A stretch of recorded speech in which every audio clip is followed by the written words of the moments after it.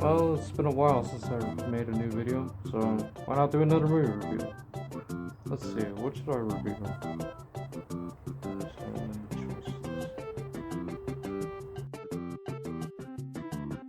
Wait, why is my laptop open? Did the new season of Beastars come out?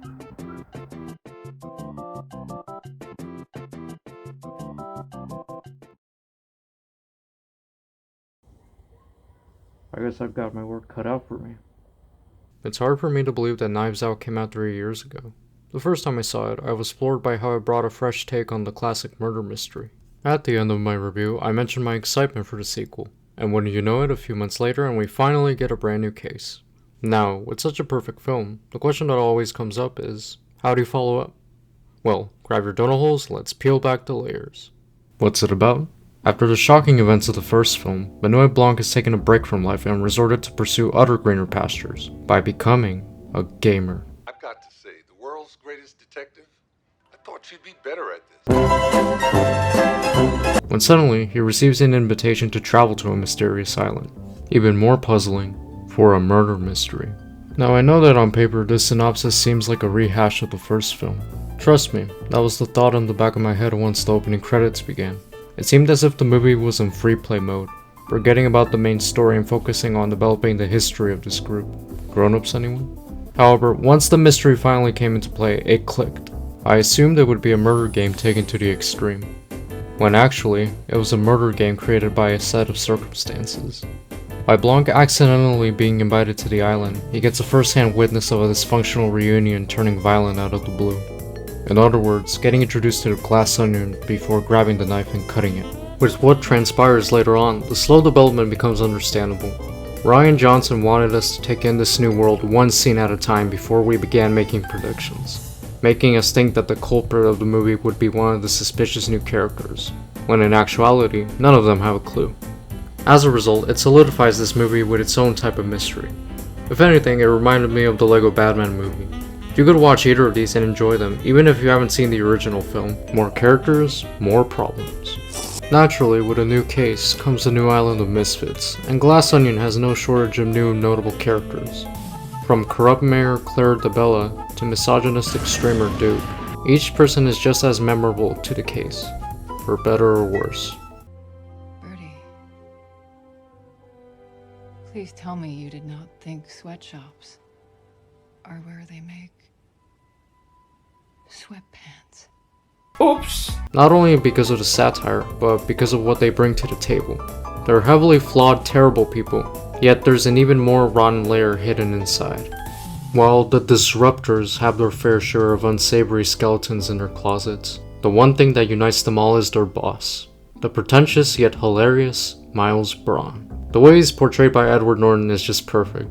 He's so arrogant with his power and wealth that I couldn't help but crack up during his scenes. It was like seeing a GTA 5 villain being brought to life. His introduction seems innocent enough, just a wannabe laid-back middle-aged millionaire. It's not until his monologue that it becomes clear how toxic his mentality is. Anyways, it still makes sense why they have loyalty to this a-hole. He supplies the beans for their success. If he goes down, they lose their career. So this means that this whole movie is built on a ticking time bomb, right? Well, we seem to get it with the most suspicious person in the movie, Andy. Her isolation from the rest of the gang certainly raises some eyebrows. Her accusations towards Miles and crew only further hint at something behind the curtain. It wasn't until her death scene that something intrigued me about her. It seemed like she would be the unfortunate loose end, when in reality, she was the hero all along. So overall, a great new cast. Do they have their moments? Definitely, especially during the surprises later on. What is reality? Which brings me to the one thing I look forward to the most. The twists. The first Knives Out was no stranger to pulling the rug under the viewer with sudden turns in the narrative. Martin Blanc's back and forth playoff being the prime example. Right off the bat though, something seems off. Blanc sticks out like a sore thumb when he's with the rest of the gang, which is saying something when you compare him to the first one. Instead of investigating tight-lipped millionaires, every member has their fair share of reasons to be the murderer. They make no attempt to hide their dissatisfaction with their lives. Right when the game starts, it seems like we finally have a setup. Right until Blanc tears it down with a minute-long analysis of who the murderer is. A jab at what we've come to expect, but it's also a jumping off point for the movie to get crazy. Ryan knew what he wanted to accomplish with this sequel, not by focusing on topping the original film's mystery, but by turning it upside down and letting the audience know what this Knives Out entry is. A parody of itself. And it relishes in it. We knew there was going to be a murder, but we didn't expect it to be this blunt. We knew there was going to be one good person on this island of sin, but we didn't expect her to be Andy's sister, Helen. While it may have been a little repetitive with the explanation, it was a pleasant surprise getting to see what really happened as we were hyper-focused on the circumstances. Now, about the big reveal.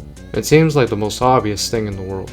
Miles wanted to push for a new fuel source without caring about the risks, without knowing that his actions have consequences. Sorry, I just couldn't help myself. Andy and Duke tried to destroy his empire, so he resorted to take them out in plain sight. Yet he was dumb enough to let Helen on the island and try to hide Andy's murder from his friends. Ransom's polar opposite. Too bad he's nothing without his herd of sheep, his only source of power, until he burns the napkin. Now this is where the real point of interest really lies. Despite all the evidence proving him as the guy pulling the strings, he can't be brought to justice. Since he built this cult of loyalty within his friend group, they'll all follow him to the bitter end. Although it seems hopeless, there's still a sense of satisfaction when she criticizes his simps for constantly turning a blind eye at his flammable fuel, his murderous rampages, his moral compass, for being a moron. Bask in the sun, swim in the Ionian Sea. That is the Aegean Sea. He may have not been the most intimidating villain, but he certainly is a realistic one.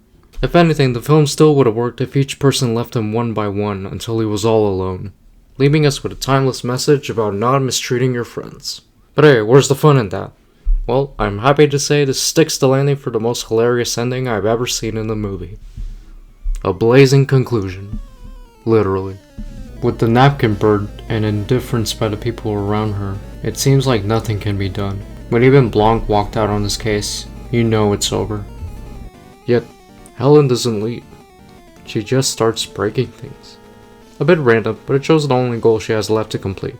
Not to get him arrested, but to break Miles. This escalates to starting a fire, not to mention blowing Miles and the gang away. Now, I can't talk about this sequence without bringing up the Mona Lisa. The music choice. The tension. Those facial expressions. Those expressions are perfect. The cherry on top of such a crazy scene. All I could think was, Misery, misery, misery, that's what you've chosen.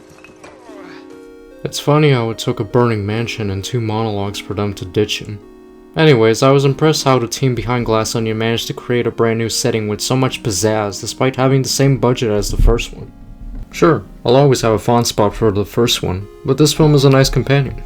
It struck the balance between having the same charm while offering a worthwhile new tale. All I have left to say is, Janelle Monáe deserves all the awards for Best Actress. Her performance is one for the ages. 4.5 onion rings. Thanks for watching. Peace.